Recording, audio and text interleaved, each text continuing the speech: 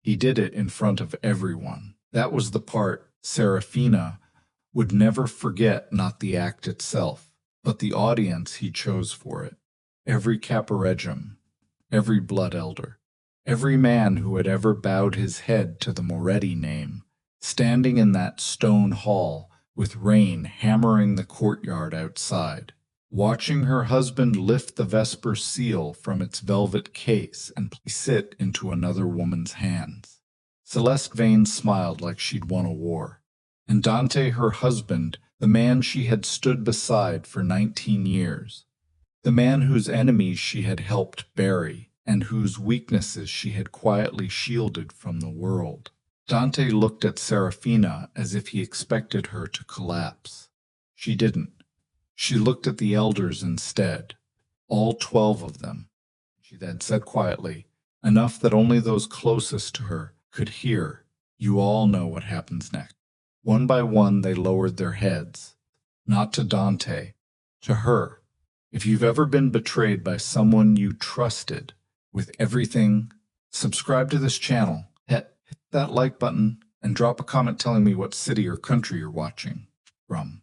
I want to see how far this story travels, and stay with me until the very end, because what Serafina does next will change the way you think about power forever. Part 1. The rain had been falling since morning. It came in off the bay in thick gray sheets, the kind that turned the Moretti estate's stone courtyard into a shallow river and made the old iron lanterns along the gate flicker like something nervous. Serafina had watched it from the second-floor window of her private study, a cup of espresso cooled beside her hand, her eyes tracking the black SUVs pulling through the gate, one after another. She counted 12 vehicles. That meant all the capos had come. That meant Dante had called a full assembly. He hadn't told her. That was the first thing she noticed, not the cars, not the rain, not the faces of men she'd known for decades, climbing out of those vehicles with their collars turned up against the weather. What she noticed first was the silence from Dante's side of the house. No knock on her study door. No message through Marco, his personal aide. Nothing. Dante always told her when he called a full assembly. Always. She set the espresso cup down, very carefully, the way a person sets something down when they are trying not to let their hands betray what their mind is already calculating. She had known something was wrong for 11 days. It had started with a phone call she wasn't supposed to hear. She'd been walking past Dante's private office, the one with the thick mahogany door that was supposed to muffle everything, and she'd caught 3 words through the gap where the door hadn't fully latched. 3 words in a voice she didn't recognize coming through the speakerphone on his desk. She won't resist. She hadn't stopped walking. Continued down the hallway at exactly the same pace, turned the corner, and stood with her back against the wall for 30 seconds, breathing through her nose, listening to the blood move through her own body. She won't resist. Serafina Moretti had spent 19 years being underestimated. She was used to it. In the world her husband occupied, wives were decoration. They were presented at dinners and photographed at charity events and consulted about nothing that actually mattered.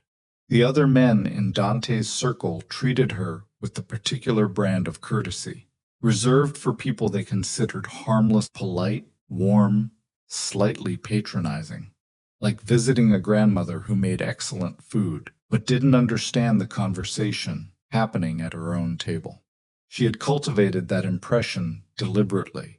It had taken years to perfect. Quiet entrance, the slow smile, the habit of leaving rooms early, of deferring to Dante in public, of never asking questions in front of other men.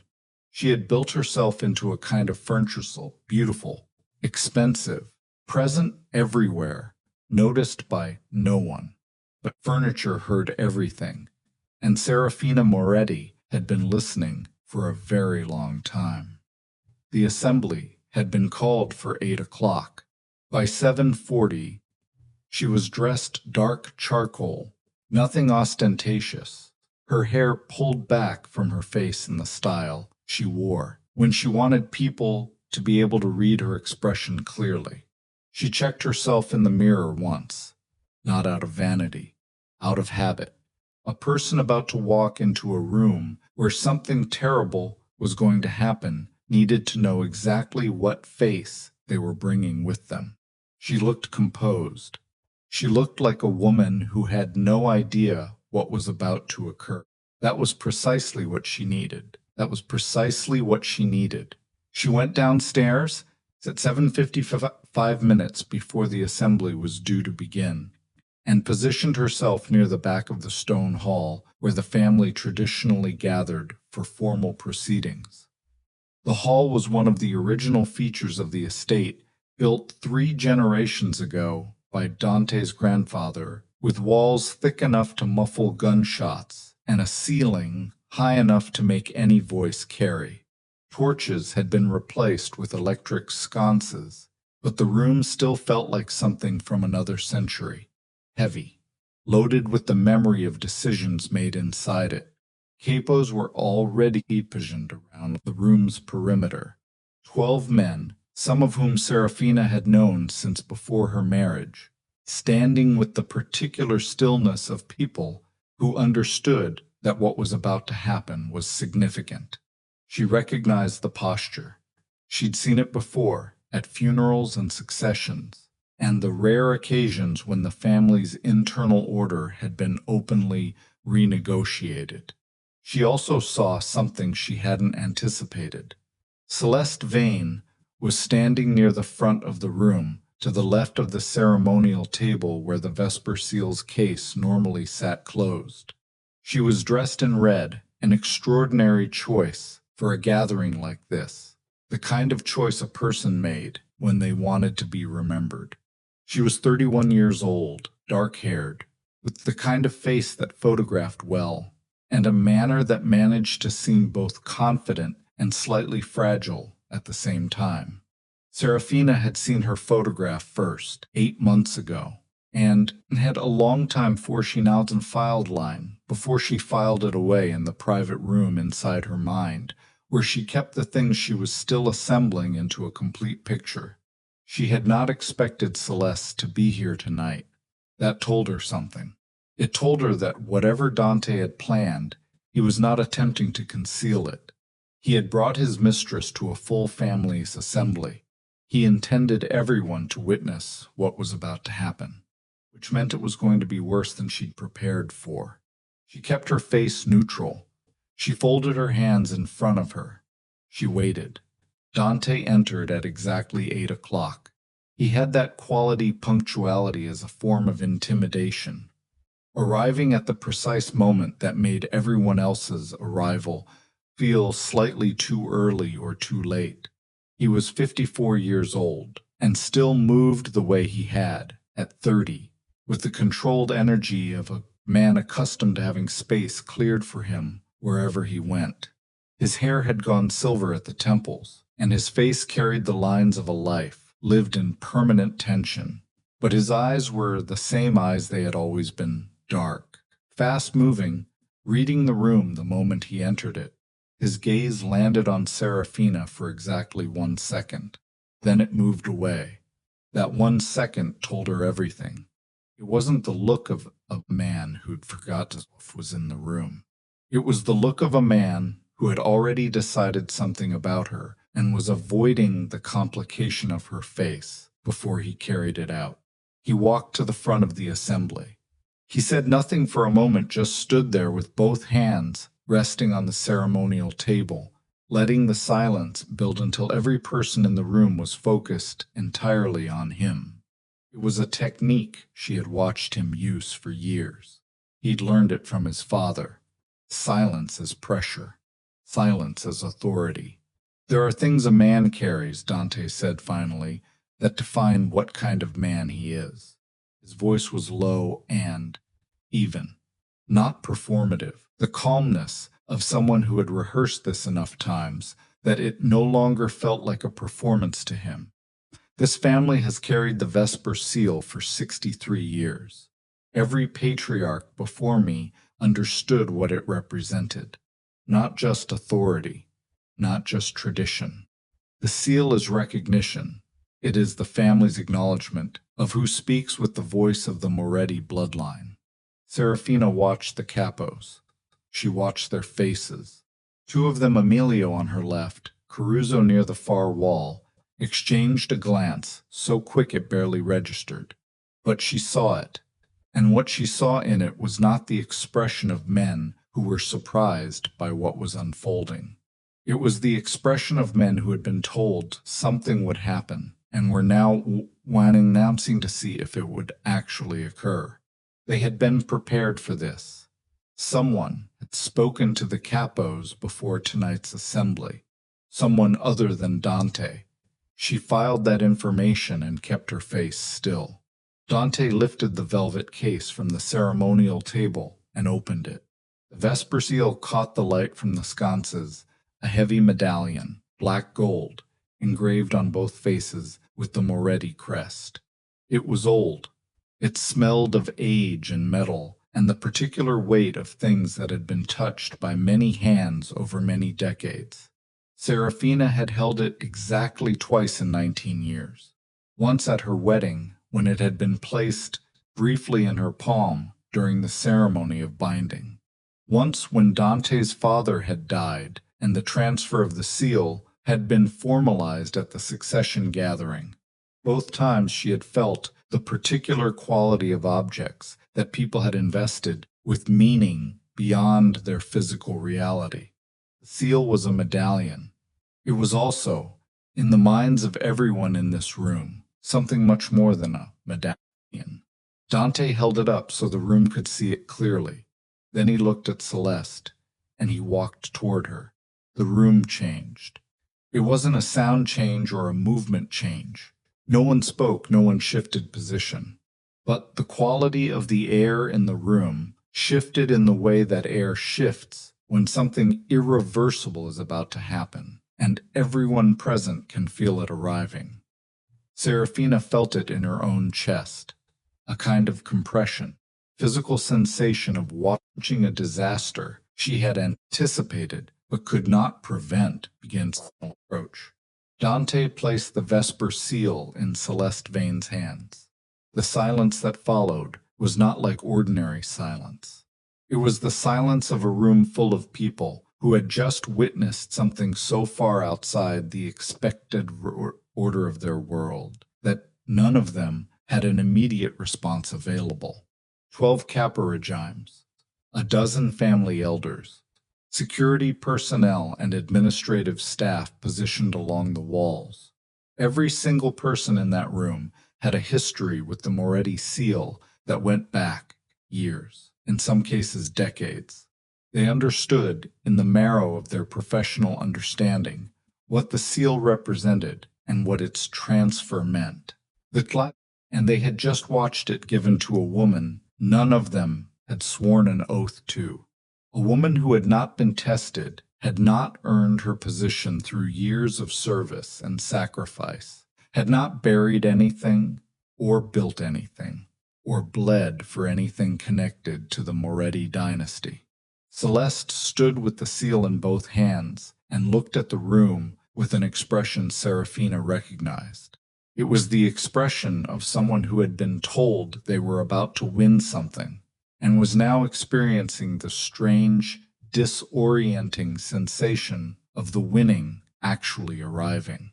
Slightly shocked by her own success, slightly unsteady inside the triumph, she looked at Serafina, and in that look was something Serafina had not seen before in anyone who'd ever underestimated her. Not contempt, not hostility, but a kind of bright, almost childlike satisfaction, as if what had just occurred was a game, and Celeste had just moved a piece into a position that guaranteed her victory. Serafina looked back at her for exactly 3 seconds. Then she looked at the elders, all 12 of them. She moved her gaze slowly around the room, meeting each face in turn, unhurried, giving each man a moment of direct eye contact. Not an appeal, not a performance. Just acknowledgement, the acknowledgement of a person who knows the room, knows that the room knows her, and is allowing everyone present to remember that simultaneously. "You all know what happens next," she said. Her voice was quiet, not theatrical, the kind of quiet that lands harder than shouting because it arrives without warning and contains no wasted energy.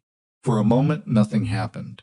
Dante had turned at the sound of her voice, and his face carried the expression she'd half expected, a kind of controlled irritation, the look of a man who had anticipated a dramatic reaction and was mildly surprised to be getting something he couldn't immediately categorize.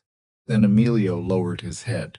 Not a bow, not a formal gesture, just a downward movement of his chin, slow and deliberate in Serafina's direction. Then Caruso, then Benedetto. Then, one after another, like a slow fall of dominoes, the remaining 9 capos in the room made the same gesture, not toward Dante, toward her. Dante went very still. He was not a man who went still easily. His stillness now was the stillness of a person whose internal model of a situation has just encountered data that doesn't fit any of its existing categories. He looked at his capos. He looked at Serafina. He looked back at his capos.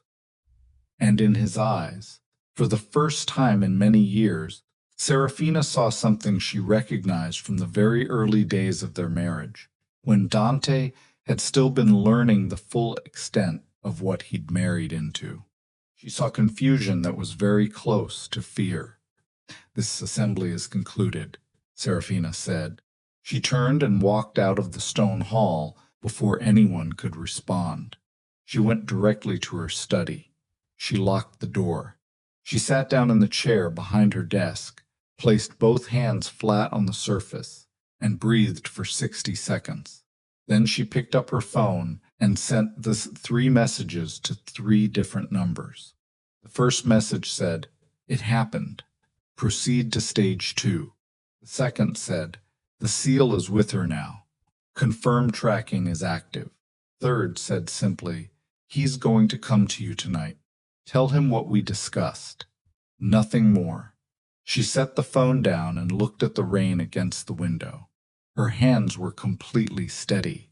That was the thing about Serafina Moretti that almost no one understood. She did not experience fear the way other people did. She experienced it as information, a signal that something important was at stake, requiring careful management of her own responses. She had learned this in childhood, living with a father whose moods were weather systems that could shift without warning, and she had refined it over 19 years of marriage to a man who inhabited danger the way other people inhabited their own homes. She had been afraid tonight. She acknowledged that, to herself, plainly, without drama, the way she acknowledged all things she needed to see clearly. She had been afraid because no matter how thoroughly she had prepared for this moment, there was always the gap kept between preparation and shun and reality, the things that couldn't be modeled in advance. The variables that only resolved when they happened. Dante had done it publicly. She had thought he might, but she had needed to see it confirmed before she could move forward with certainty. Now she had certainty. She opened the bottom drawer of her desk and removed a thin folder. Inside it were 2 documents. The first was a letter written in the handwriting of Aurelio Moretti, Dante's father, dated 7 years ago, 6 months before his death. The second was a formal notarized transfer document, dry, legal, dense with the language of corporate succession law bearing her name, Aurelio's signature, and the countersignatures of 2 witnesses who had been with the Moretti family for longer than Dante had been its head. She read neither document. She had read them both many times. She simply held the folder in her hands for a moment, feeling its weight. Then she replaced it in the drawer, locked it, and picked up her phone again. Dante came to her study 40 minutes later. She had expected him sooner. The 40-minute gap told her he had stopped somewhere first, either to speak with Celeste, or to consult with someone else, or simply to stand alone somewhere and try to order the information the evening had produced into a narrative that made sense to him. She had given him enough space in her disappearance to do exactly that. She needed him coming to her with a settled version of his own story. Not still spinning. He knocked twice. She said nothing. He knocked again, and then opened the door. He was still in his assembly clothes. He hadn't poured himself a drink, which surprised her. Dante reached for scotch when he was genuinely unsettled, and she had expected him to be genuinely unsettled. The fact that he was dry-handed meant he was either more controlled than she'd anticipated, or he was angrier than she'd anticipated and hadn't wanted anything in his hands that he might break. That was theater, he said from the doorway. Come in and close the door, she said. He did. He remained standing. Emilio and the others, they were showing respect to your position, your years in this family. That's all it was. Serafina looked at him. Is it? What are you implying? I'm not implying anything, Dante. I'm asking you a question you asked yourself on the walk up here. I can see it in your face. He moved farther into the room. He didn't sit. He placed both hands on the back of the chair across from her desk and gripped it, which was something he did when he was trying to anchor himself inside to a conversation that was moving faster than he wanted it to. What have you done? He asked. What have I done? She repeated. Not a question. A restatement. The way you repeat something back to someone when you want them to hear their own words. Don't do that. Don't make this into one of your... He stopped, pressed his lips together. The capos don't defer to you in a full assembly without a reason, without having been given a reason. Maybe they know something you don't, she said. Serafina. Or maybe, she continued, very quietly, they simply know me well enough to understand that the Vesper Seal is not the most important thing that changed hands tonight. That landed.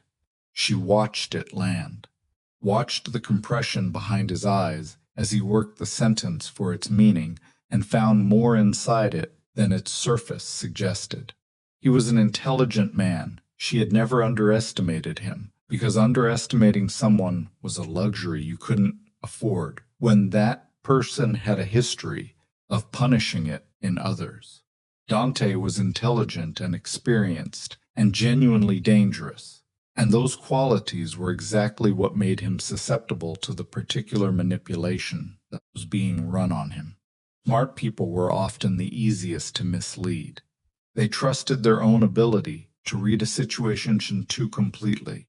The seal is the symbol of authority in this family, he said.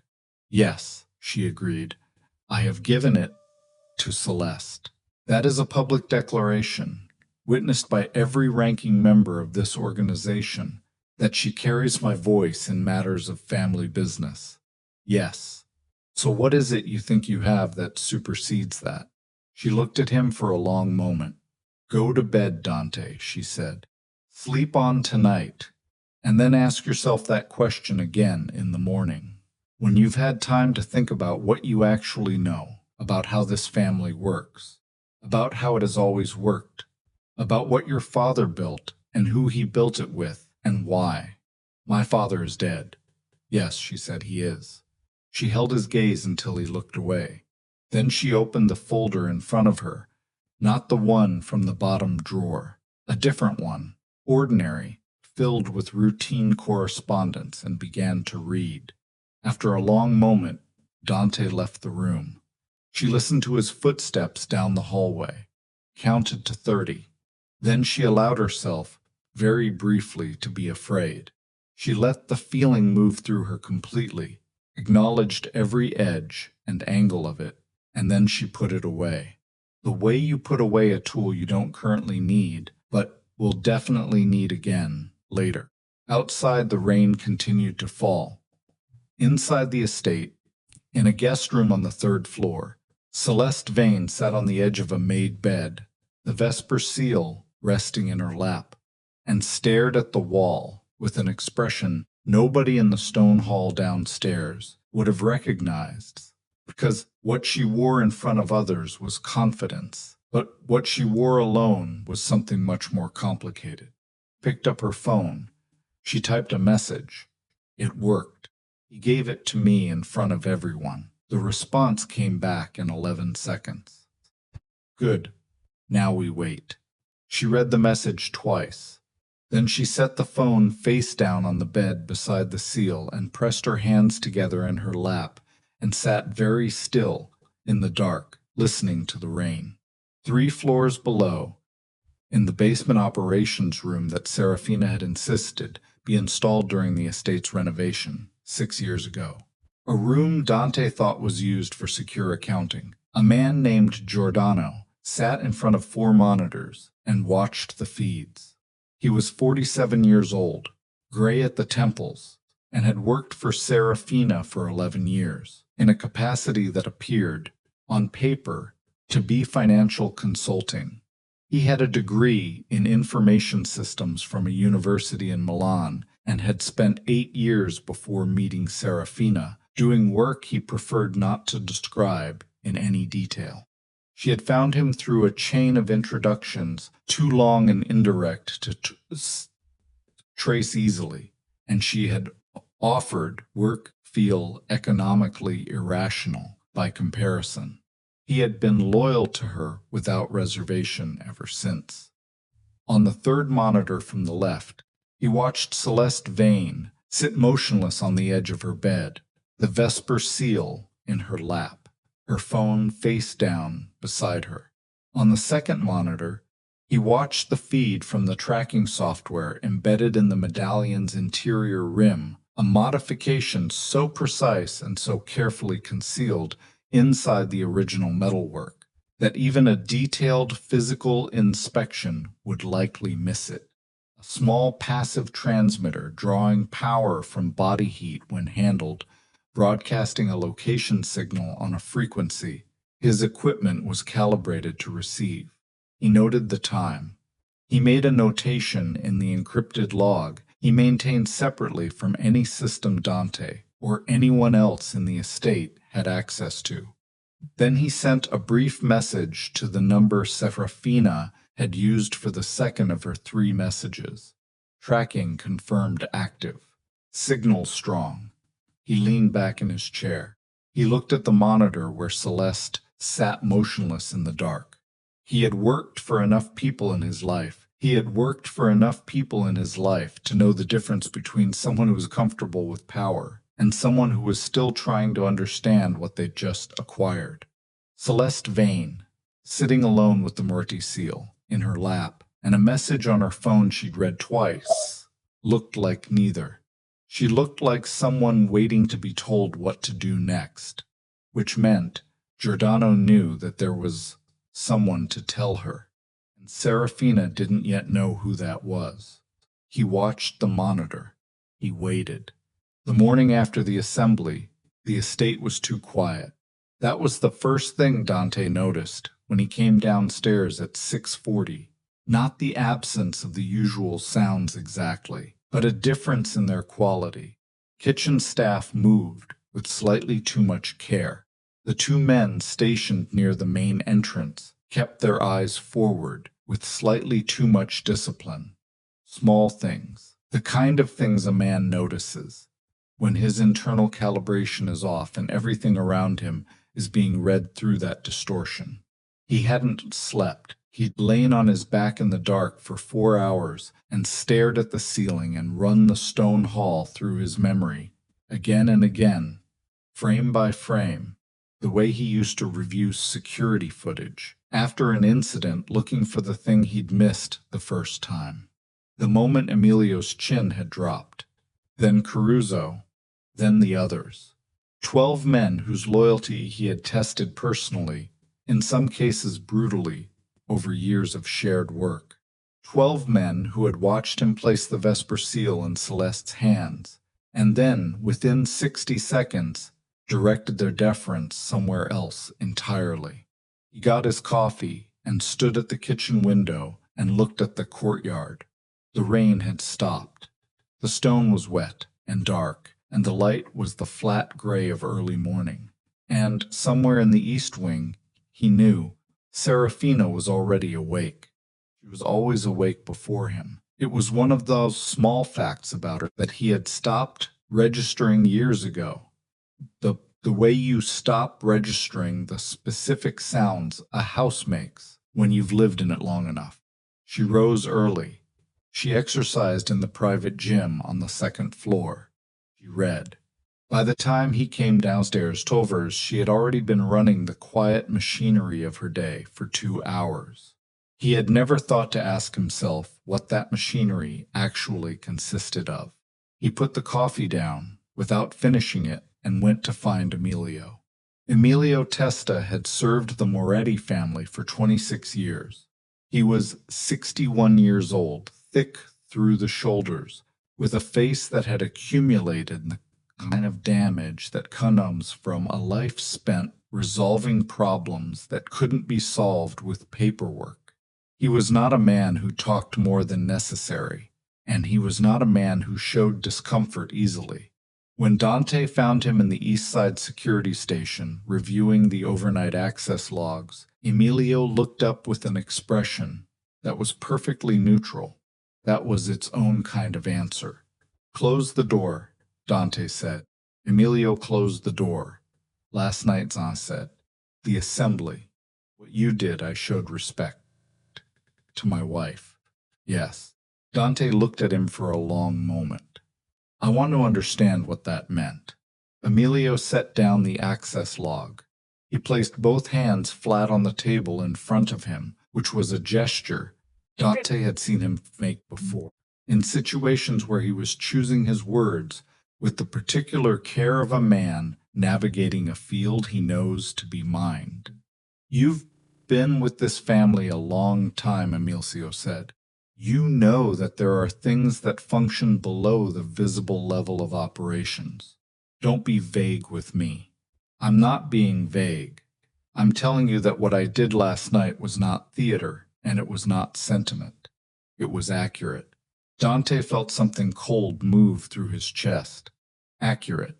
There are arrangements inside this family that predate your authority as its head." Emilio's voice was even. Not defiant, not apologetic. The voice of a man reporting a fact. "Your father made certain provisions. Most of us who've been here long enough know that.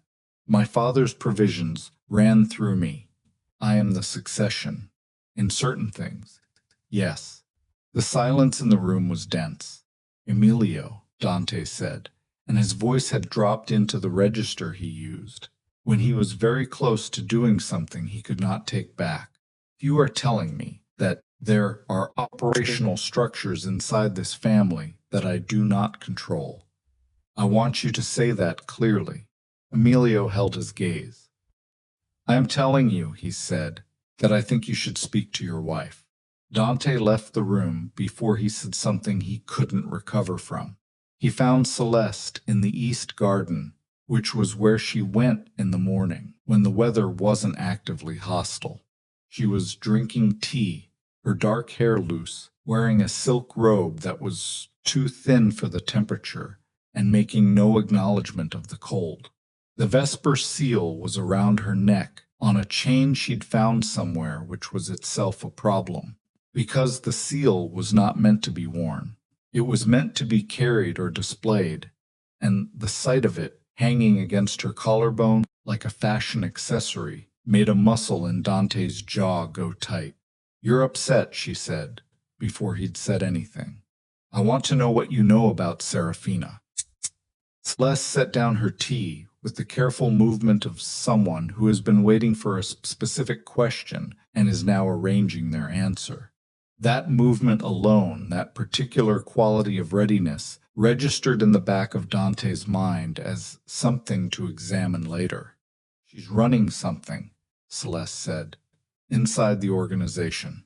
She has been for a long time. Evidence. The way Emilio looked at her last night. Caruso. The others. You don't get 12 men to defer to you in a formal assembly through sentiment, Dante. She has leverage over them, or she's given them something. That's analysis. I need specifics. I've been watching her for 4 months, Celeste said. She meets with Giordano twice a week in the basement operations room. You know Giordano runs your financial reconciliation systems, but I don't think that's what they're actually doing down there. 3 weeks ago, I tried to access the basement from the east stairwell, and the biometric panel had been recoded. My access was revoked. You had access to the basement operations room? You gave it to me 6 months ago when you added me to the secondary security roster. It was there, then it wasn't.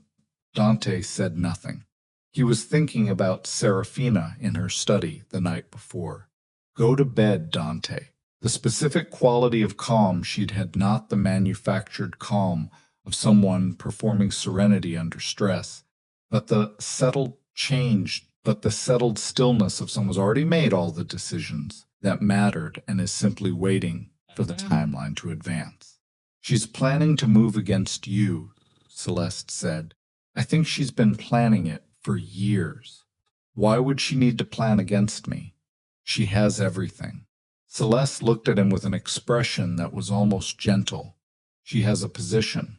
That's not the same as having power. You made sure of that. Something in the phrasing snagged. You made sure of that.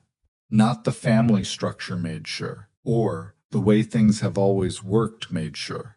The specific assignment of agency to Dante. He heard it land and then slid past it, because what Celeste was saying, before and after, it was compelling enough to draw him forward.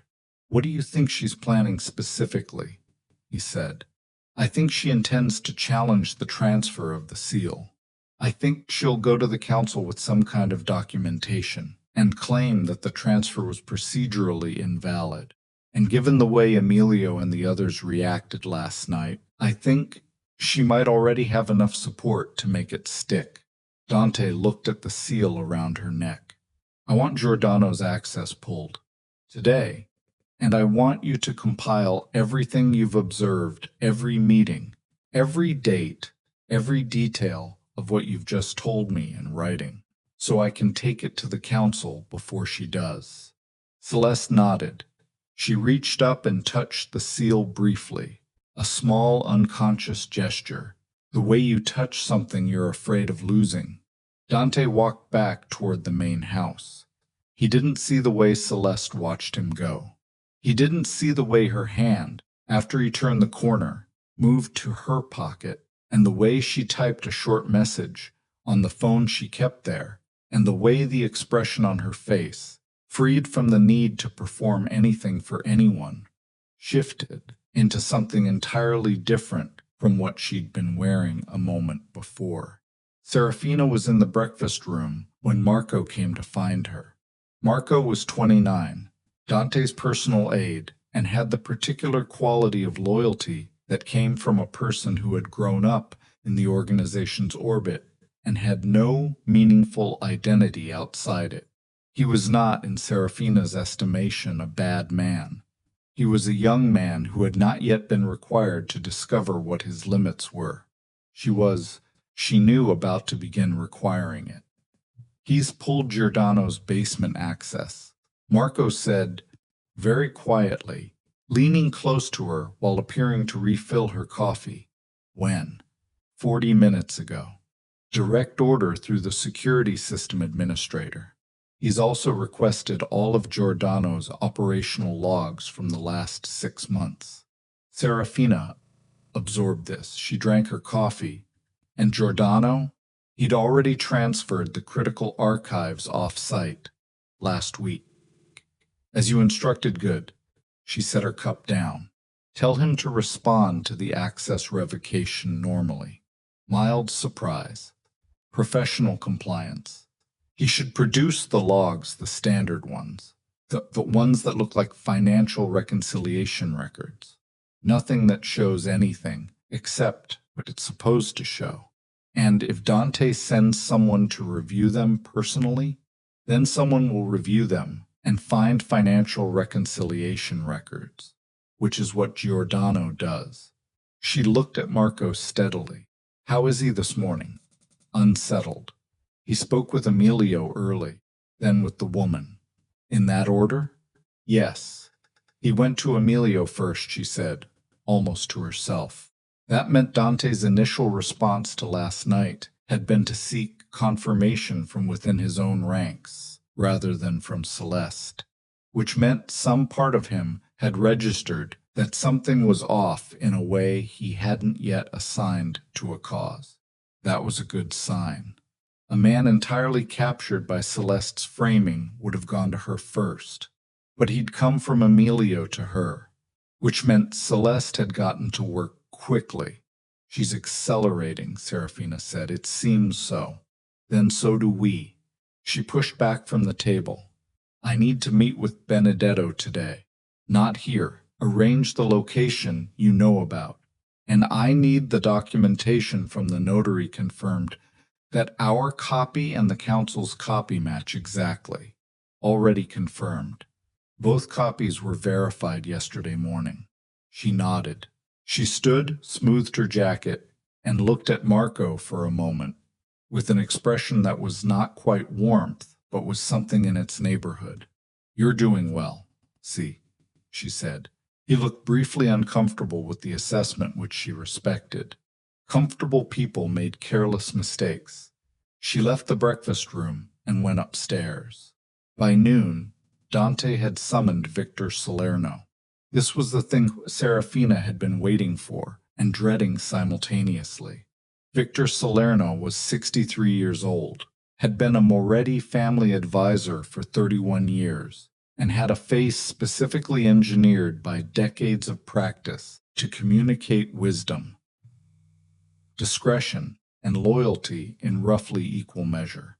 He was the kind of man who entered rooms quietly and left them having changed things. He dressed conservatively, spoke precisely, and had a habit of beginning his sentences with a brief pause that made whatever followed seem more considered than it actually was. Serafina had distrusted him for 9 years. She had started with a feeling the particular quality of attention he paid to details about the family's financial structures when he thought he was simply making conversation. The way he asked questions that were one layer deeper than the surface question suggested. Small things. A feeling she couldn't have taken to anyone without sounding paranoid. So she'd spent 9 years building the case beneath the feeling. Dante met with Victor in the private office on the ground floor. The door was closed. The room was, as far as Dante knew, secure. Serafina did not have audio access to the private office. She had considered it and decided against it, because an overstep there carried too much risk if discovered, and she didn't need the audio when she had Victor's pattern of behavior to read. What she knew was this: Victor had been the one to introduce Celeste Vane to Dante. She had confirmed this 4 months ago, through a chain of investigation that had required 3 separate intermediaries, and the careful correlation of cell records she'd obtained through a contact she preferred not to identify even in her private notes. Victor had placed Celeste. Not directly, there was a remove of 2 introductions between his involvement and the moment Celeste had appeared in Dante's life. The line was there, and Serafina had traced it to its source. Victor wanted the Moretti Empire. Not a piece of it, the whole of it, and his method was not violence. Violence left evidence, created enemies, required ongoing maintenance. Victor's method was collapse from within, engineer the emotional and operational destruction of the existing leadership, and step in as the stabilizing authority when the wreckage was fresh and the organization was. desperate for someone who appeared to have clean hands. Dante was being used to destroy himself, and Celeste was the instrument. Serafina sat in her study and read the thin folder from the bottom drawer again. Not because she needed to refresh her memory. She had memorized every word in both documents years ago. She read it because she needed to feel the weight of what she was holding in her hands. What Aurelio Moretti had understood about his son, and what he had done about it, and the trust he had placed in her to use it correctly. She set the folder down. She needed Dante to keep moving in the direction he was moving for exactly 3 more days. She needed him to believe for 3 more days that Celeste was an ally, and she was a threat, and Victor was the only person in the room offering him clear information. 3 more days. And then the trap that she had been building for 9 years would close on the person who had designed it. The problem was the phone she was looking at right now, because Marco had just sent her a message that changed the timeline. Victor is pushing Dante to sign the administrative removal order tonight. Not in 3 days, tonight. She read it twice. She sat back, sealing. The administrative removal order was a formal instrument, a rarely used mechanism in the Moretti organizational structure that allowed the family head to officially strip a spouse of their operational standing within the family's legitimate business entities. It was not the same as a divorce. It was an administrative designation, a revocation of access and authority within the business structure, but it had a specific and critical legal effect. Once signed and witnessed, it would activate a provision in the trust documentation governing the Moretti estate's legitimate assets, a provision that required immediate review of all authority transfers made in the previous 12 months, including the transfer Aurelio Moretti had made to Serafina. Victor knew about the transfer. She had suspected it for some time. Now she was certain, because only someone who knew about the transfer would know that triggering that review provision was the one mechanism capable of legally suspending Serafina's authority while the organization underwent examination. It wouldn't eliminate her, but it would create a window 48 to 72 hours in which the transfer was technically under legal review and therefore temporarily unenforceable as a governance instrument. 72 hours was more than enough time for Victor to move. Picked up her phone. She called a number she had not called in 4 months. It rang twice. A man's voice answered, older, rough-edged, carrying the specific texture of someone who had spent his life in rooms where things were decided and never spoken of again. He's moving tonight, she said. I need the council convened by 8, not the full assembly, the 4 eldest members only. You know the location. That's not much time. No, it's not, but it's what we have. A pause. Is the documentation ready? It's been ready for 2 years, she said. I was simply waiting for the right moment, and this is it. She looked at the rain beginning again outside her window, a lighter rain than last night, gray and fine and persistent. He's going to sign an order removing me tonight, she said. I'd like to make sure that by the time he signs it, everyone who matters already knows it. Doesn't change anything. She ended the call. She stood, walked to the window, and pressed one hand flat against the cold glass. Somewhere in this house, Dante was sitting across from Victor Salerno, listening to a man he trusted describe his wife as the danger in the room. Listening, and, she knew, believing it because Dante was not stupid, but he was proud. And pride was the specific vulnerability that Victor had been targeting for years. Proud man, told that the woman beside him had been quietly outmaneuvering him, would not question the source of that information.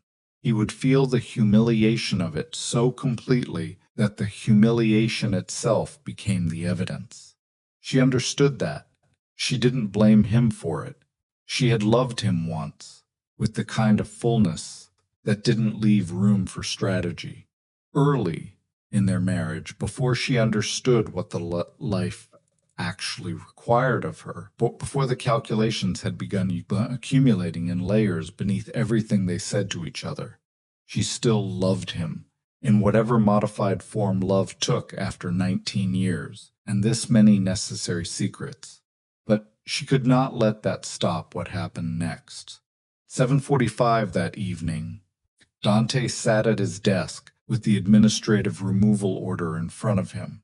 Victor stood to his left, slightly behind him, in the position of a man who is present for support rather than participation, which was precisely the position he'd chosen.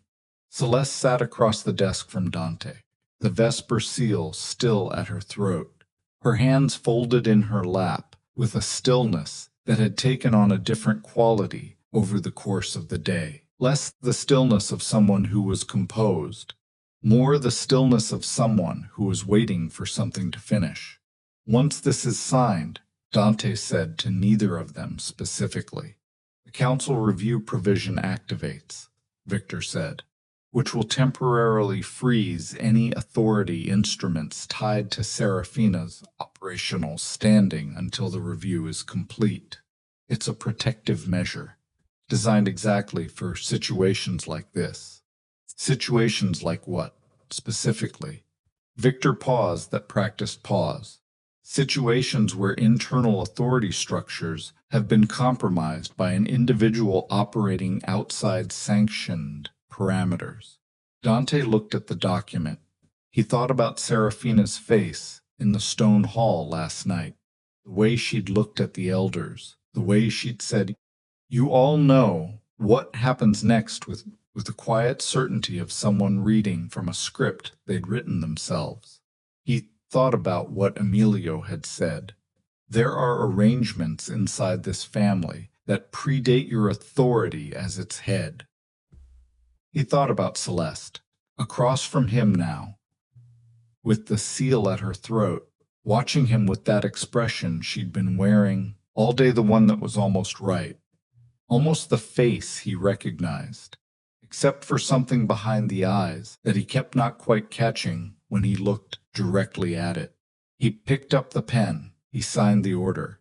The moment the pen left the paper, every television screen in the private office came alive simultaneously, a thing that should have been impossible, because the private office's display system required a manual activation code that only Dante possessed.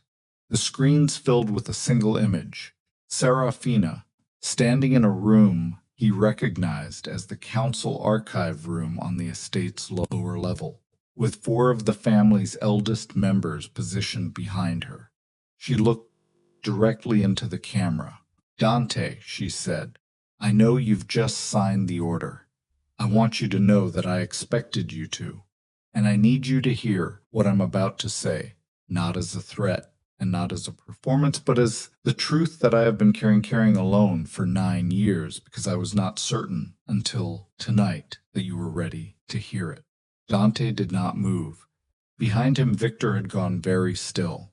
"The man standing to your left," Serafina said, "is not your advisor. He has never been your advisor. He placed Celeste in your life 18 months ago through an intermediary you would never think to question.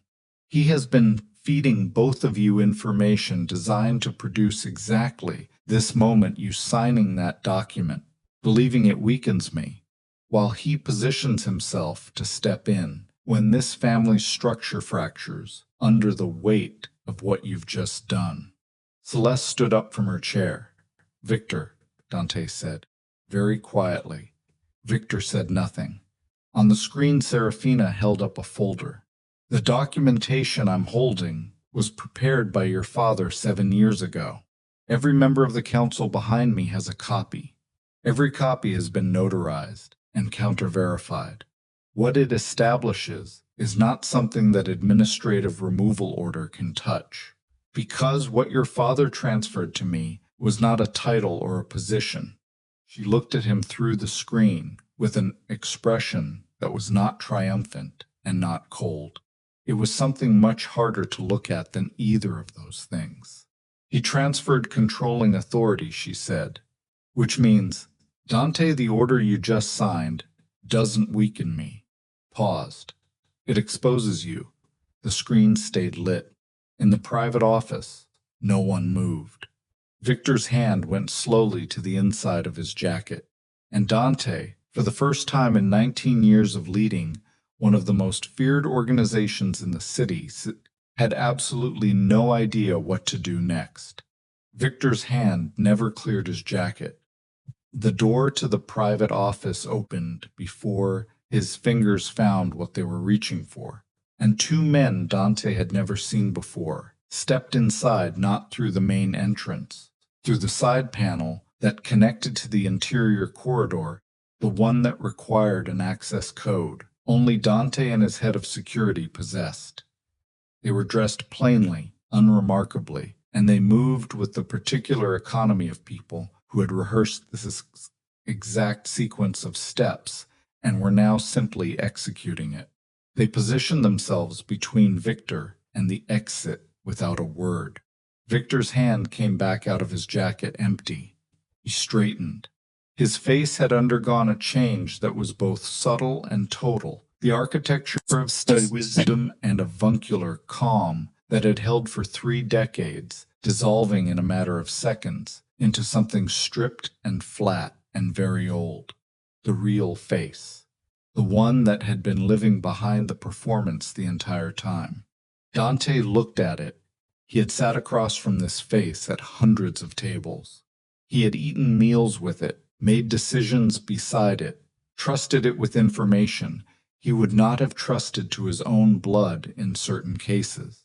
And now he was looking at it without its mask.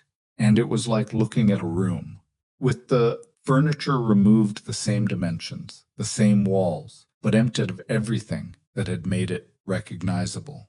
"Take your hand away from your jacket," Dante said.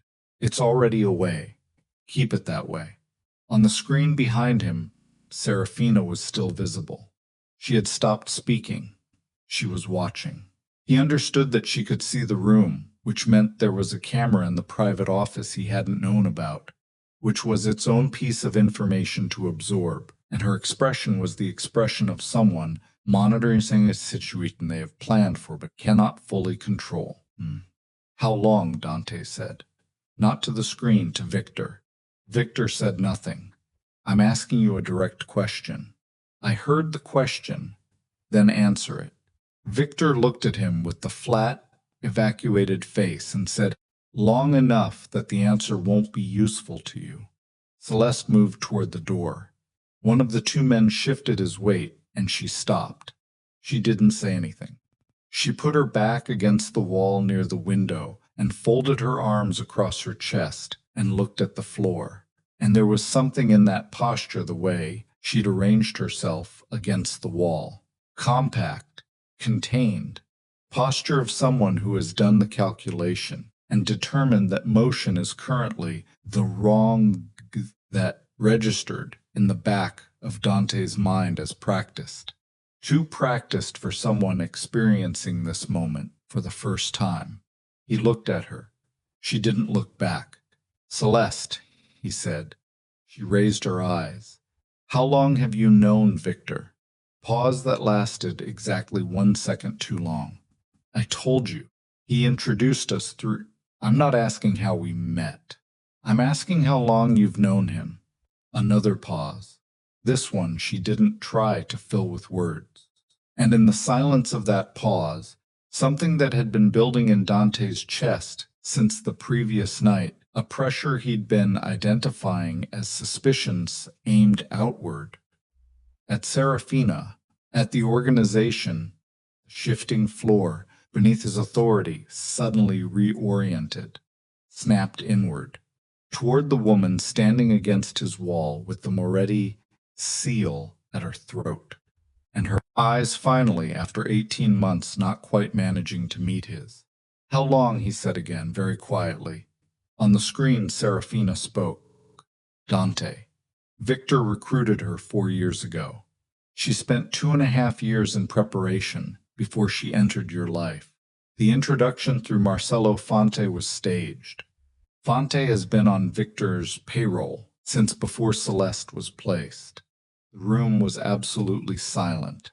Dante turned to look at the screen. Serafina was watching him with an expression he had not seen on her face in years, open, unguarded, carrying something that was close to pain. Not the pain of someone who was suffering. The pain of someone delivering news they knew would land badly and couldn't make land any other way. She was placed beside you specifically to accelerate your distrust of the organization's internal structure. Serafina continued. Every piece of information she brought you about me, about the capos, about alleged financial irregularities, all of it was constructed, designed to produce exactly what happened last night. You publicly transferring the seal. You undermining your own authority in front of the entire assembly. You signing an order tonight that Victor intended to use as the trigger for the legal review window. Dante looked at Celeste. She was still against the wall, but something had changed in her face in the last 30 seconds. The specific quality of performance that she'd been maintaining, the particular texture of the role she'd been playing, had cracked in the way that performances crack when the actor understands that the audience already knows the script. What was underneath the crack was not villainous. It was not triumphant. It was exhausted, genuinely, deeply exhausted, the kind of exhaustion that comes from sustaining a fiction for so long that you've partly forgotten which parts of your own responses are real. That exhaustion, paradoxically, was the most honest thing Dante had ever seen on her face. It made what he was feeling worse, not better. "Get out," he said to her. Pushed off the wall. "Not far," he said. "You'll stay in the house. Room assignment from my security, not yours." She left without responding. One of the two men from the corridor followed her. Dante turned to Victor. What happened in the private office over the next 20 minutes was not a conversation in any ordinary sense of the word. It was a process, the methodical dismantling of a relationship that had structured a significant portion of Dante's professional life. He did not raise his voice. He sat behind his desk with the signed removal order still in front of him, and he asked Victor questions, and Victor answered some of them and refused others. And Dante listened to both the answers and the refusals with equal attention, because a man chose not to say when he was cornered was often more information than what he offered.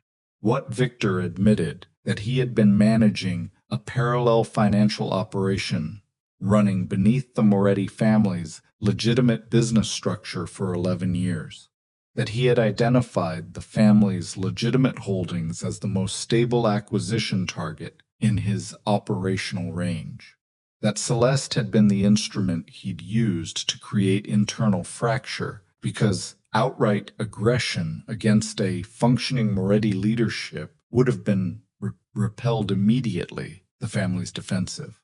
Infrastructure was too robust for frontal approach. What Victor refused, the names of anyone else involved in the operation. Any specifics about where the diverted funds had been moved. Whether there were other instruments still active within the family's structure that hadn't yet been identified. The refusals were as informative as the admissions. A man who refuses to name co-conspirators has co-conspirators whose exposure he still considers worth protecting. That meant Victor wasn't certain his operation had fully collapsed.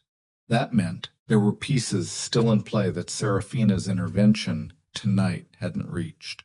Dante had Victor secured in the estate's basement holding room, a space that existed officially as a wine storage annex, and then he sat alone in the private office for several minutes with his hands flat on the desk and the screens dark around him.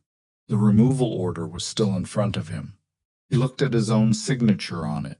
He picked it up and folded it in half and put it in the inside breast pocket of his jacket against his chest, where he would feel it for the rest of the evening. Then he went upstairs to find his wife. Serafina was in the council archive room when he arrived, the room from the broadcast, a space he'd passed 100 times without entering, because it contained records he'd always considered administrative rather than operational, which he now understood had been precisely the point. She was seated at the long table with Benedetto, the eldest of the 4 family members who'd been present for the broadcast, and 2 other men he recognized from the upper tier of the family's legitimate business administration. Documents were spread across the table. Several of them bore the Moretti estate's official seal. She looked up when he came in. Benedetto and the others read the room and stood, collected their copies of the documents, and left without being asked. This small, immediate deference, the reflex of men who understood what a private conversation between a husband and wife at this particular moment required, hit Dante somewhere he hadn't prepared for. It was such a human gesture inside an evening that had become almost entirely architecture and strategy. Closed the door. He stood on the opposite side of the table from where she was sitting. "How long have you known about Victor?" he said. "Suspected 9 years. Confirmed 14 months. 14 months.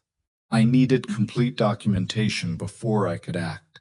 Suspicion without proof against someone with 30 years of family trust would have looked like exactly what Victor would have wanted it to look like. A wife making accusations against a trusted advisor. I couldn't move until I had everything."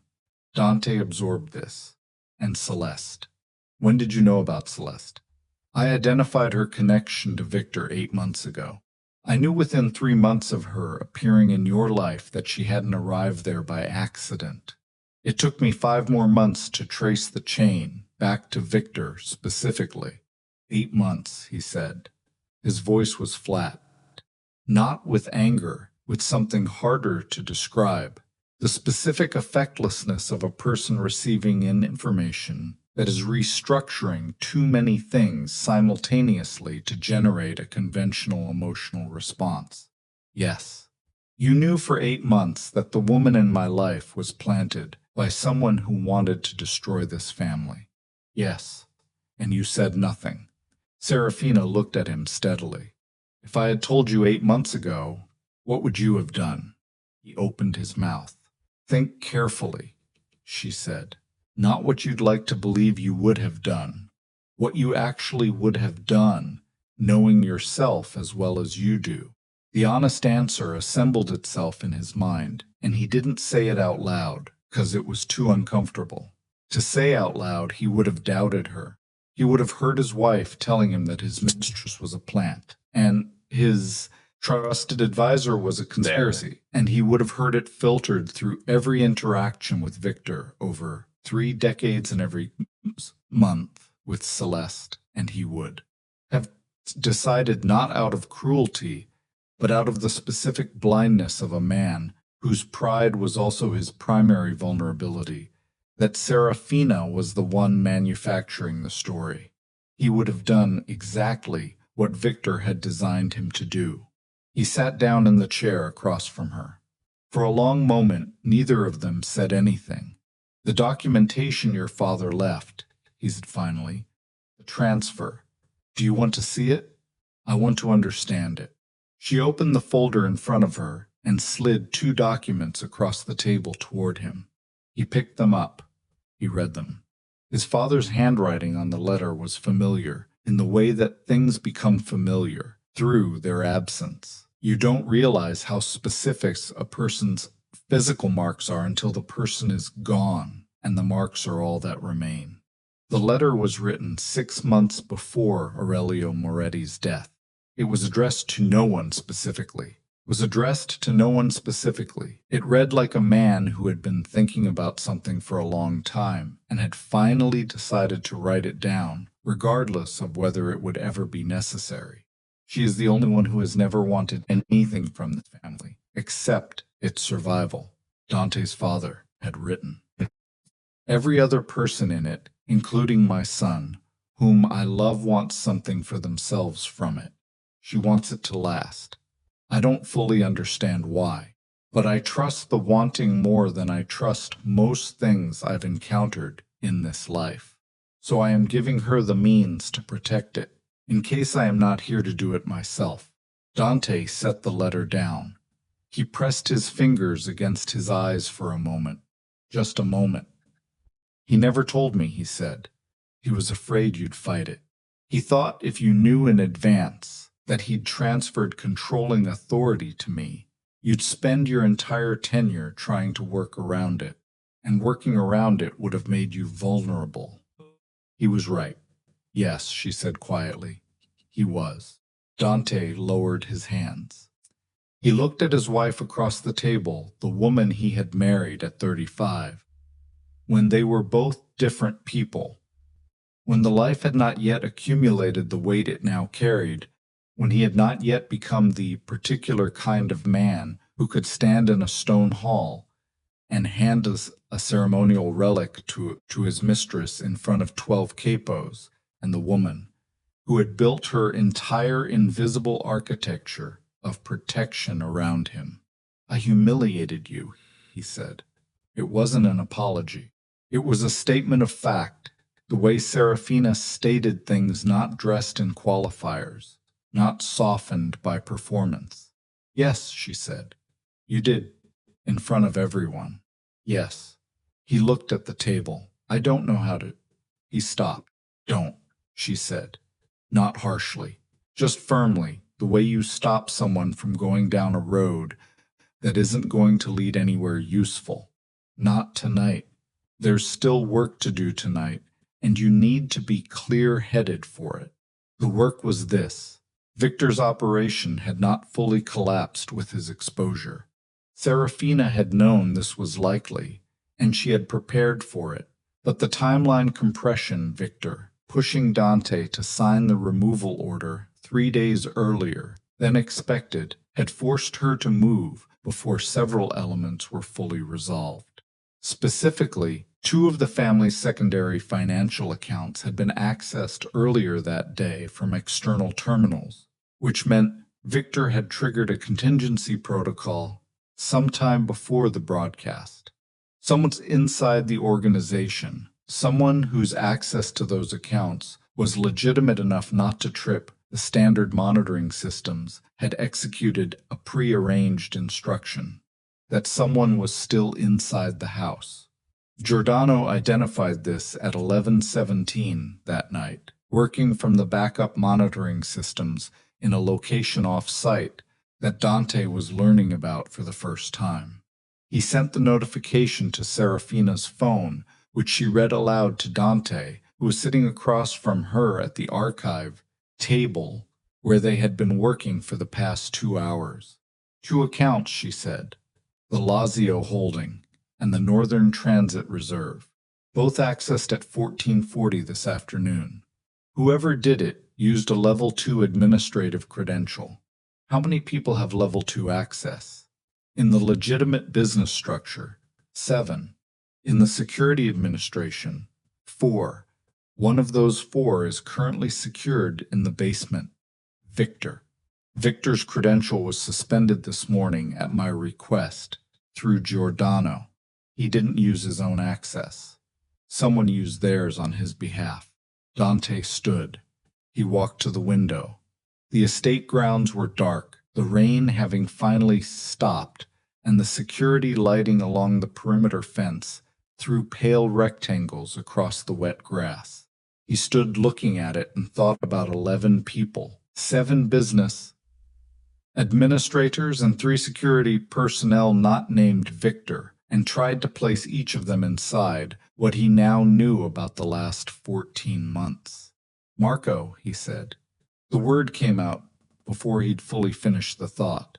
But once it was out, it settled with the particular weight of something that had been true before it was spoken.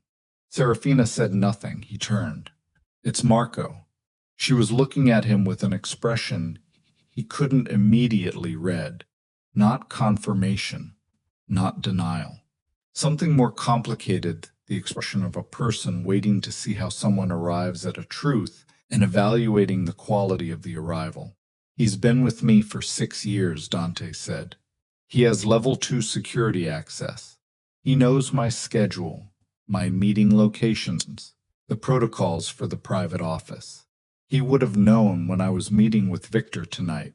He would have been positioned to execute a contingency instruction without anyone finding it unusual, because his access to those systems is part of his ordinary function." "Yes," Serafina said. "You knew, I suspected. Since this morning." This morning. He felt something cold move through him that was not quite anger and not quite grief, but occupied the same territory as both. "When you told Marco to arrange the council meeting, I told him enough to serve the purpose I needed him to serve. I kept the specific location out of anything I communicated to him. Council location he received was a contingency address, not where we actually met. You used him. I used what I knew about him to ensure that anything he passed to Victor's operation was controlled information." She held his gaze. "I am sorry, Dante. I know he matters to you. He's 29 years old. Yes. And he made a choice. Probably not a recent one." Dante pressed his fist against the window frame. Not hard, just a point of contact, something solid to push against.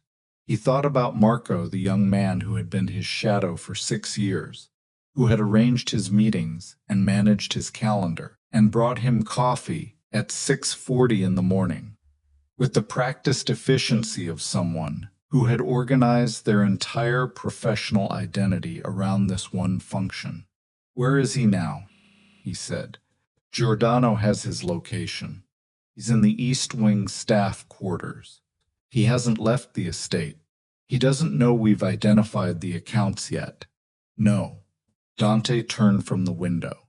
His face had undergone a shift that Serafina watched carefully, the specific transitions that happens when a man who has been absorbing blow after blow finally reaches the point where the absorption ends, and something harder takes its place. Not rage. Something colder than rage. The quality of a person who has stopped feeling the hits and started calculating the response. "I need to speak with him myself," Dante said. "I know. Alone." She considered this. "There are things I need from that conversation that require—" "Serafina," he looked at her directly. "I need to speak with the boy who has been in my house for 6 years and hand me information to people who wanted to destroy my family. I need to do that myself. You'll have everything that comes out of it, but I need to be the one in the room." She looked at him for a long moment. Then she nodded. Marco was in his room when Dante knocked. The knock was the ordinary knock, the same cadence Dante used when he needed his aid for something at an unusual hour. Marco opened the door in the clothes he'd been wearing all day, which meant he hadn't been sleeping. His face carried the look of someone who had been in a state of sustained alertness for hours, and was working hard to have that alertness resemble ordinary tiredness. He failed. He failed because Dante was looking at his face now with different equipment than he'd ever used before. Not the equipment of an employer assessing an employee, but the equipment of a man who had spent the last 4 hours learning what it looked like when someone performed loyalty while feeling something else underneath it. "Can I come in?" Dante said. "Of course." Marco stepped back. Dante entered the room and stood in its center and looked at the young man in front of him. "The Lazio account," he said, "and the Northern Transit Reserve. 1440 this afternoon." Marco's face did not collapse. "Give him that." He had the particular discipline of someone who had trained for the possibility of this moment, and he called on that training now, and his expression moved into a configuration that was meant to read as confused, but read instead as the face of someone constructing confusion rather than experiencing it. I don't know what, Marco. The young man stopped. I'm not asking you to confess. I'm asking you to stop performing for me. 6 years. I think you owe me at least that. For a moment, nothing happened. Then the constructed confusion dissolved, not into guilt, not into defiance, but into something that was almost a relief. The relief of a person who has been maintaining a position under extreme pressure, and has finally, after too long, been given permission to put it down. He approached me 3 years ago, Marco said. Before I came to work for you, he knew about my brother's situation. The debt. Victor. Yes. What was your brother's situation? Marco looked at the floor. He owed money to people who were not interested in patience. Victor settled the debt in exchange for access. Dante looked at him, at the 29-year-old face that was now showing its actual age, for the first time, not younger than he'd expected but older, carrying 3 years of sustained compromise in the lines around his eyes. The accounts tonight. Where did the funds go? I don't know the destination. I received a routing code and an authentication sequence. I entered them, and the transfer executed automatically. I don't have visibility into where it ends. How much? Marco said a number. Dante absorbed it. The authentication sequence, he said. Do you have it written down anywhere? It's in a secure note on my phone. Give me the phone. Marco handed it over without hesitation, which told Dante that the young man had already decided, somewhere in the last several hours, that this was how the night was going to end. Dante looked at the phone. He looked at Marco. You will spend tonight in the East Wing basement, not with Victor separately. Tomorrow morning, Serafina's people will need to speak with you about every contact you've had with Victor or anyone connected to him over the past 3 years. Everything. The debt, the instructions, all of it. And after that, Dante looked at him for a long moment. That depends entirely, he said, on how useful everything turns out to be. He left Marco in the room and walked down the corridor with the phone in his hand and the number Marco had spoken turning over in his mind like a stone whose weight kept recalibrating as he tried to hold it. The funds were gone, moved through a routing structure that would take days to unwind even with the authentication sequence. And by then the money would have passed through enough intermediary steps to make full recovery uncertain. Victor's contingency protocol had worked. Not completely, not the catastrophic fracture he needed the legal review provision to create, but enough. A significant portion of the reserve assets were in motion, heading toward people and accounts that were not Moretti. Dante stopped at the end of the corridor. He stood in the dark with the wall to his right and the window at the far end showing the estate grounds and the perimeter lights cutting pale lines across wet grass. He thought about the removal order folded against his chest, his own signature on it, the instrument Victor had designed and Dante had delivered willingly with his own hand. He reached into his jacket and removed the folded document. He looked at it for a moment in the dim corridor light. Then he walked to the window at the end of the hall, opened it 3 inches, and fed the document through into the outside dark where the wind took it and the wet ground somewhere below received it. It wasn't enough. He knew it wasn't enough. Paper destroyed was not the same as consequence reversed. But it was the first thing he had done all evening that was entirely his own choice, unmotivated by anyone's architecture or anyone's design, and the need for that one unmanipulated action was so acute that he stood at the open window for a moment and afterward just breathing the cold night air. Then he closed the window. He walked back toward the archive room where Serafina was waiting. Halfway down the corridor, his phone buzzed. He looked at the screen. An unknown number.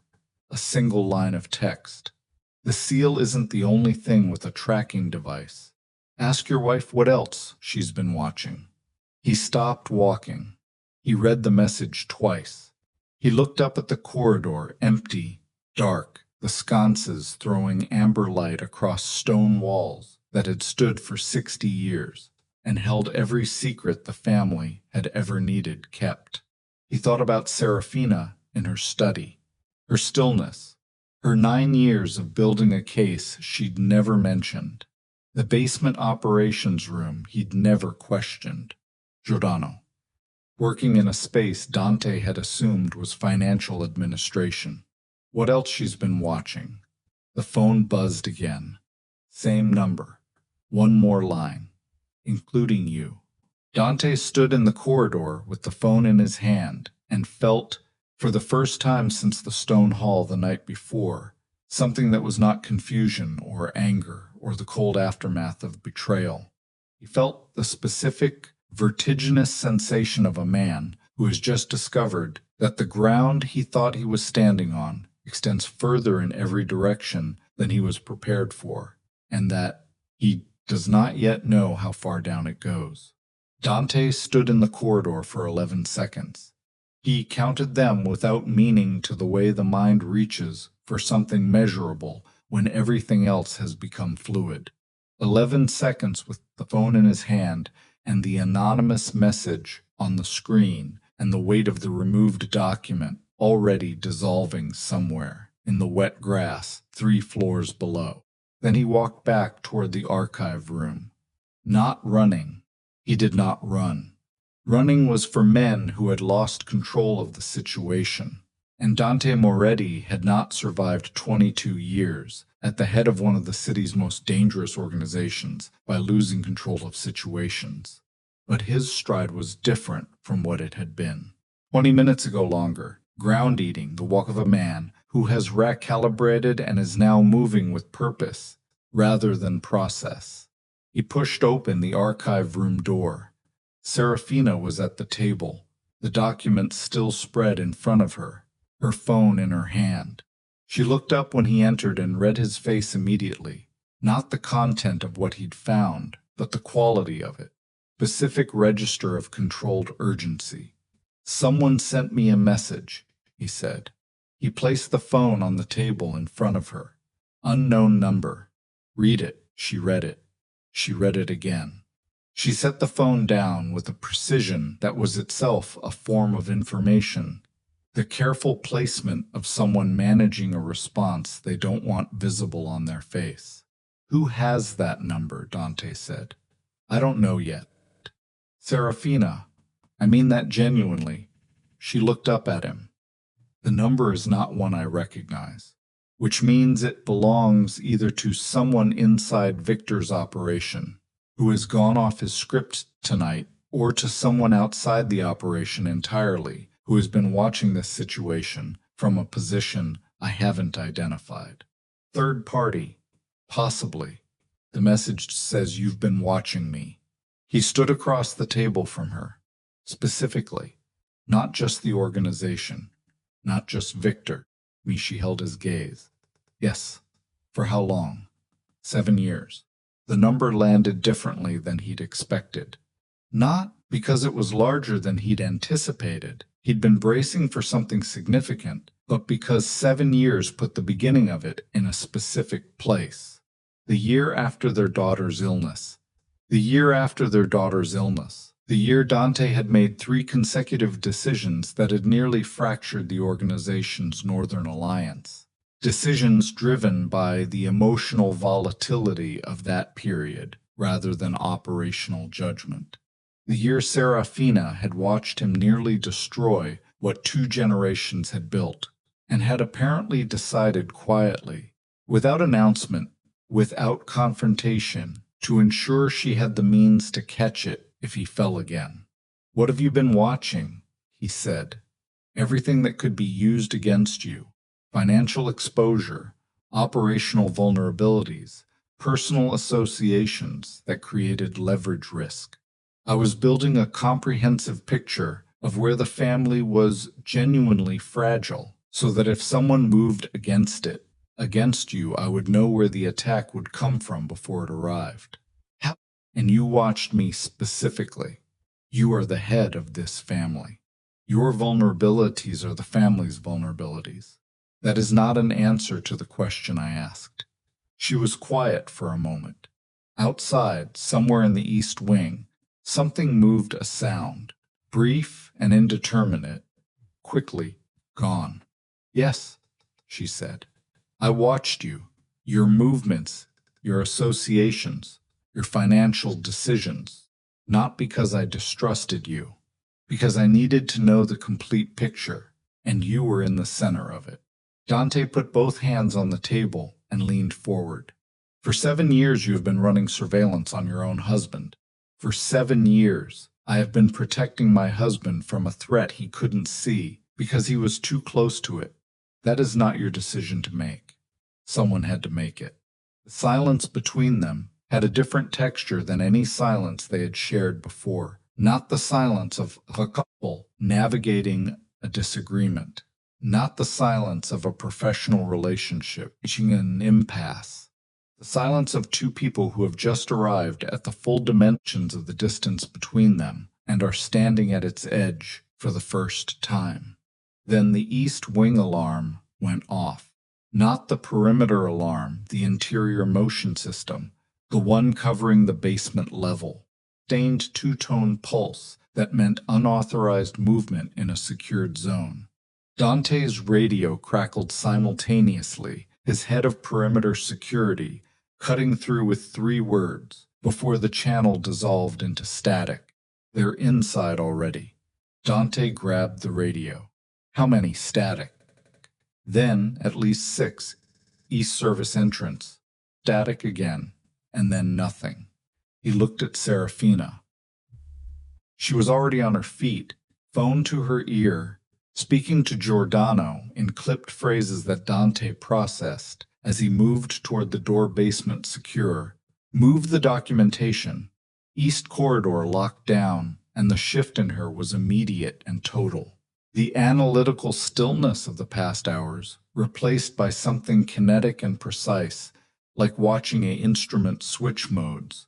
"Victor's people," Dante said. His contingency wasn't just the financial transfer. She lowered the phone. He had a physical team standing by, probably positioned outside the perimeter before the broadcast, waiting for the window, the legal review window. "If I'm removed from operational authority, even temporarily, the family's response infrastructure fragments. Capos revert to individual unit protocols.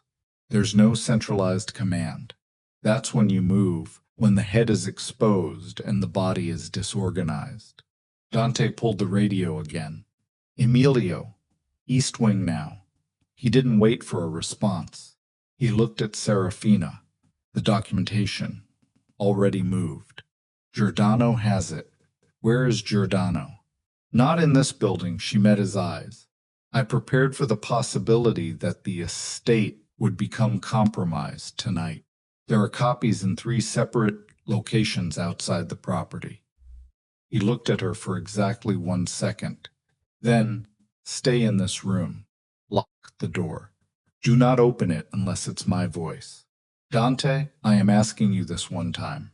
His voice was not raised. It was the voice he used when he was beyond emphasis, beyond the need to signal urgency through volume.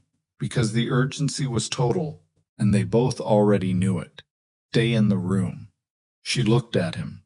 Something moved across her face, not fear, not deference, but the quick, hard calculation of a woman deciding whether this was a battle worth having in the next 30 seconds. She sat down. He locked the door from the outside and moved. The east corridor was dark. Someone had cut the secondary lighting, not the main system. the secondary grid that covered the basement level and the East Wing service routes. Dante moved through it with a flashlight from the emergency kit mounted beside the stairwell door, his other hand empty, because his firearm was in the primary security locker in the West Wing there from here. Required crossing open ground. He wasn't willing to cross blind. He heard them before he saw them.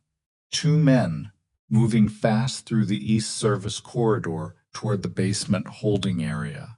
Not trying to be quiet, moving with the focused noise of people who have been told the timeline is compressed and quiet is no longer the priority. Dante pressed himself against the wall in the recess beside the linen storage door and killed his flashlight and listened to them pass within 4 feet of him. They were looking for Victor. That was the immediate objective extract. Victor from custody, before he could be fully processed, before the scope of what he knew about the operation could be documented and distributed. Victor in custody was a liability. Victor free was a resource. The physical team was here to rebalance that equation. Dante let them pass. He moved in the opposite direction, toward the West Wing, keeping his back to the wall, and his footfalls on the stone floor as minimal as possible. His eyes had adjusted to the darkness enough to navigate by the thin light coming under doorways and through the narrow windows at the corridor's end. He was halfway to the West Wing junction when Emilio appeared from the cross corridor with 2 men behind him and a flashlight aimed low. 6 in the East Wing, Emilio said very quietly. 2 more at the service entrance keeping the route open. We have 4 available inside. The basement holding.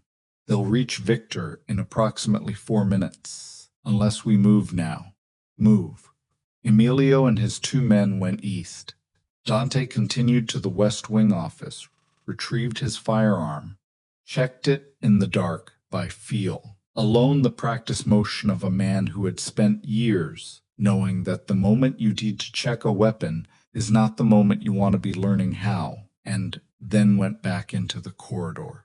He reached the basement stairs at the same time that the sound of a door being forced open came from below, followed by 2 voices overlapping, and then a third voice he recognized.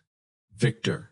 Even with the fear and the compressed timeline, Victor's voice carried the specific quality of a man who has accustomed to being the most composed person in a crisis.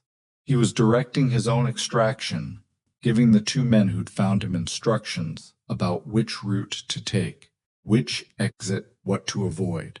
The performance of competence under pressure that he'd spent 3 decades constructing, and that had purchased him 31 years of misplaced trust. Dante went down the stairs. He came off the last step into the basement corridor, and Victor was 12 feet away, between his 2 men, moving toward the East Service exit. One of the men saw Dante and reacted a fast sideways shift, a hand moving, and Dante said stop in a voice that had nothing performative in it. No threat signal, no elevation of register, just the flat declarative of someone who means the word completely. They stopped. Victor turned. In the flashlight's reflected glow, his face was different from anything Dante had seen in the private office earlier. The stripped flatness was gone, replaced by something active and calculating the face of a man running multiple scenarios simultaneously and evaluating each one's probability as it degraded in real time. Dante, he said, you had people outside the perimeter before the broadcast. Yes. You knew the legal window might not work. I always maintain contingencies. For 31 years, Dante said. He took 1 step forward.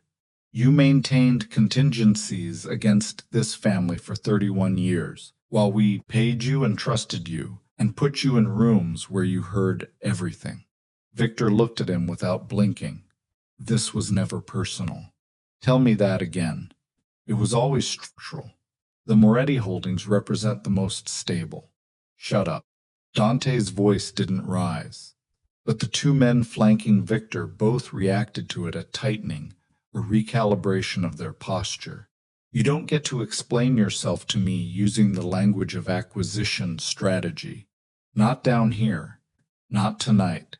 From somewhere above them, on the ground floor, a sound of impact, brief, percussive, followed by running footsteps. Emilio's people, engaging Victor's team.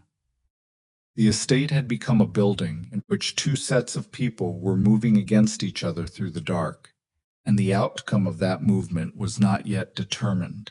Victor heard it too.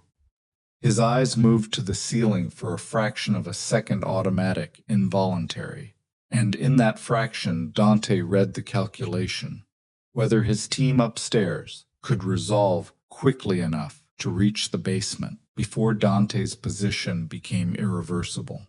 Where did the funds go? Dante said. The Lazio account. The transit reserve. Where? I can't give you that. You can't or you won't. Both. Dante looked at the two men flanking Victor, studied them for a moment.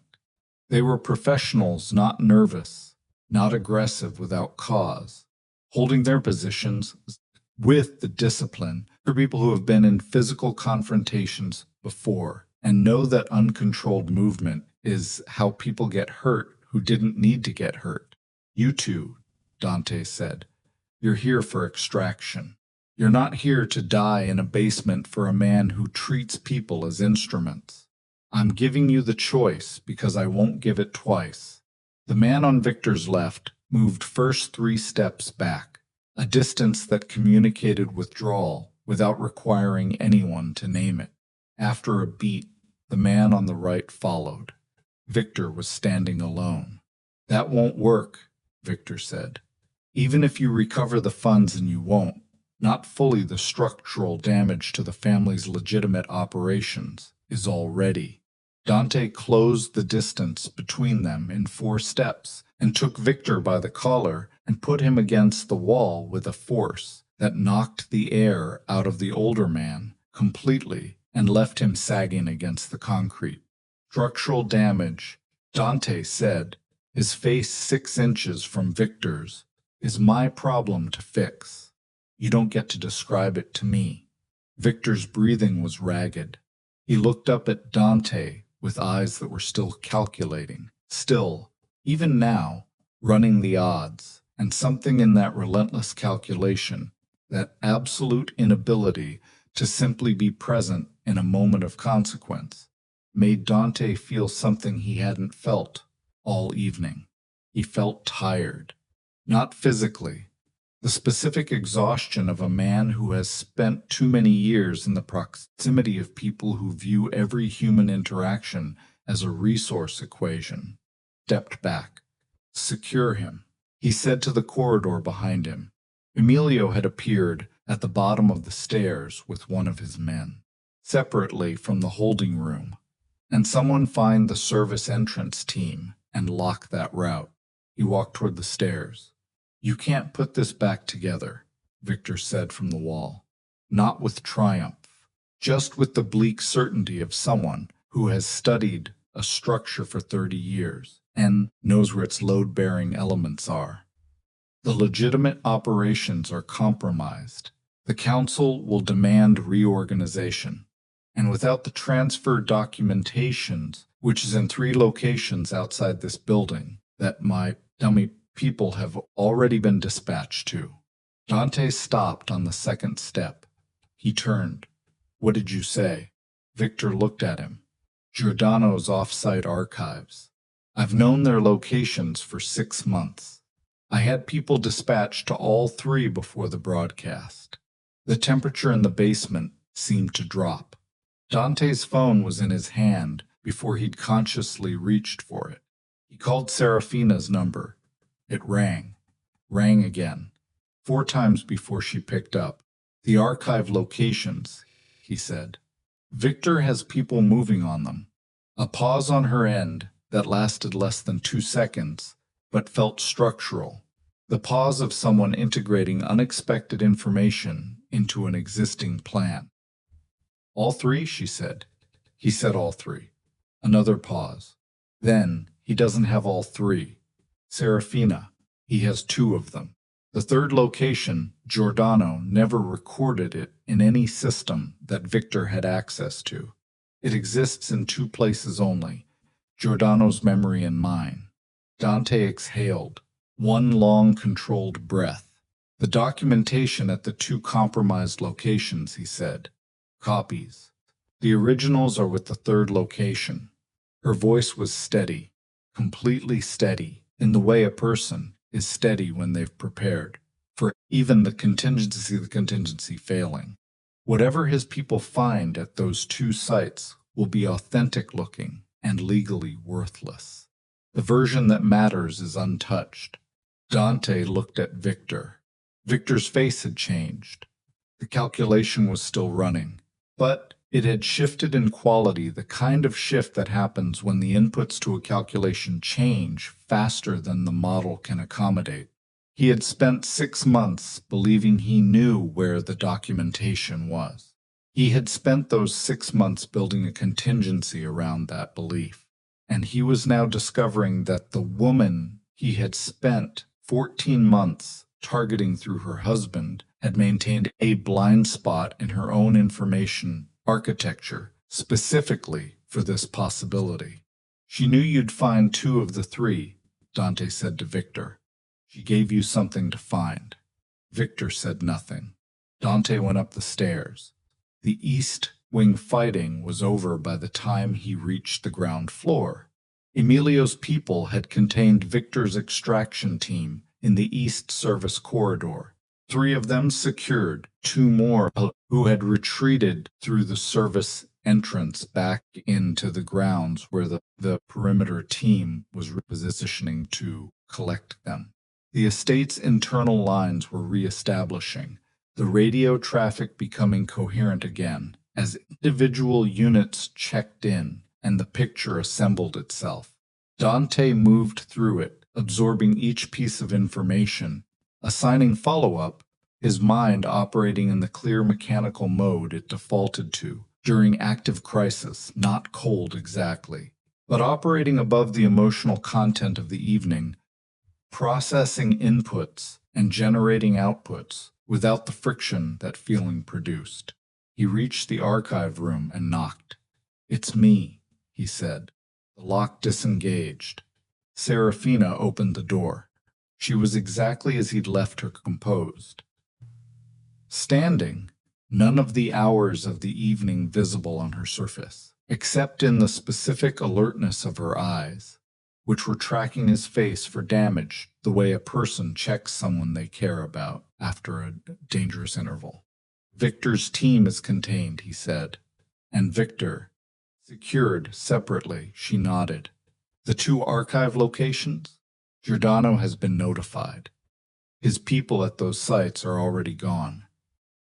They moved the moment I called you, so Victor's people will find empty rooms with very convincing staging." She paused. Took some preparation. He looked at her.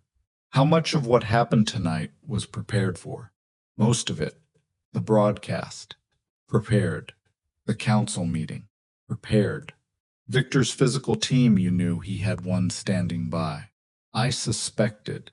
I had Giordano monitoring vehicle movements around the estate perimeter for the past 72 hours. When I compressed the timeline tonight, I assumed he'd activate it. "You compressed the timeline," Dante said, deliberately. She met his eyes, yes. "You told Marco the contingency council location, knowing he'd pass it to Victor, which would tell Victor the original timeline had moved, which would force him to activate his physical team tonight, before he was ready, before the legal window was properly established." "Yes." He looked at her for a long time. "You used me too," he said. "The removal order. You needed me to sign it tonight instead of waiting, because a signed removal order without the legal window fully established is a nullity. It triggers the review provision, but the provision has no force without the window's activation period. You needed Victor to believe the window was open when it wasn't quite. Serafina said nothing, which was itself an answer. I was a piece, Dante said. In your plan, like Marco, like the two archive decoys. You moved me where you needed me. I moved events where I needed them, she said carefully. You made your own choices throughout, choices you anticipated, choices I prepared for the possibility of. He turned away from her. He walked to the window at the far end of the archive room and stood there with his back to her and his hands at his sides and looked at the estate grounds where the perimeter security lights were now tracking too. Victor's men being walked toward the gatehouse. Outside the night was clearing. The cloud cover had thinned, and for the first time in 2 days, a few stars were visible in the gap's cold, indifferent, the kind of light that illuminates without warming.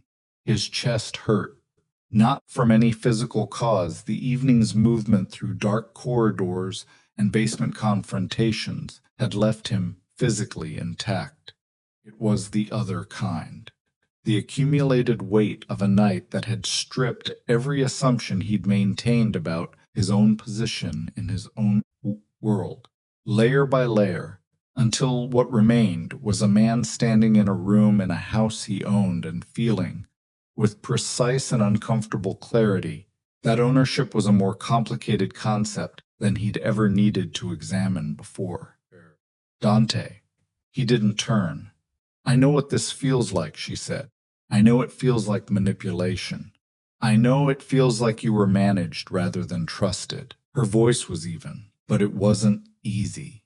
He could hear the effort in the evenness, the specific quality of a person keeping something controlled that has some pressure behind it. I need you to understand that what I built, every year of it, every layer, was not about managing you. It was about making sure that someone finally came for this family. The family would still be standing when it was over. He turned. She was in the center of the room, and the single lamp on the table threw half her face in shadow, and she looked tired in a way he realized he hadn't seen on her before, not the performance of calm under pressure, but the actual residue of years. 9 years of building a case, 7 years of watching, a marriage that had been conducted simultaneously on 2 levels for longer than he'd understood. You have been alone with this, he said. Yes. For 9 years. Yes. He walked back across the room. He stopped in front of her. He looked at her face, the face he had known for 22 years. The face he thought he had known completely. The face that had apparently been carrying an entire architecture of vigilance and protection and solitary endurance that he had never once looked at directly enough to see. The message, he said. The anonymous message it. What else she's been watching, including you. Who sent that? She reached into the folder on the table and withdrew a single sheet. She placed it in front of him. It was a printed transcript, a message exchange. 23 lines between 2 phone numbers. The timestamps ran across the past 4 hours. One of the numbers was the unknown number that had messaged him in the corridor. The other number belonged to Celeste Vane. Dante read the transcript. He read it twice, then he set it down. She sent the message to me, he said. From the room you put her in, while she was being detained. Yes. To destabilize whatever was happening between us in the archive room. To make you a threat again, at the moment when I might have been starting to trust what you were telling me. Yes. It was a last instrument, the only one she had left. He looked at the transcript. Celeste messages were visible on the right side of the exchange, 13 lines of text. Each one precisely calibrated. Each one aimed at a specific vulnerability she had spent 18 months mapping. She had used what she'd learned about him in 18 months of proximity to send 12 lines of text that could have undone in 60 seconds what the entire evening had built. He'd read the message. He'd stood in the corridor. He'd walked back to the archive room anyway. He realized now that this was the moment Serafina had not been able to prepare for, the variable she hadn't been able to control. What he chose to do with the information in that message, whether he walked back or whether he didn't, was the one piece of the evening that had been entirely, unmanageably his. He had walked back. Celeste, he said. She stays in the house until the council has formally processed Victor's operation, and the documentation has been authenticated. After that, she is released. She will have no standing to make any claim on anything connected to this family, and she will know that. And she knows about the tracking in the seal. She knows now. She realized it when Giordano's confirmation came through. A pause.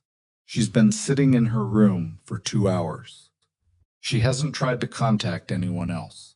Dante picked up the Vesper Seal from the edge of the archive table where it had been sitting since Serafina had retrieved it from Celeste's room earlier in the evening. He looked at it, the black gold surface, the Moretti crest engraved on both faces, the weight of it in his palm. He looked at the small seam in the interior rim, nearly invisible, where Giordano's modification lived. He set it back down. The council convenes tomorrow, Serafina said. Full assembly. Every capo, every elder.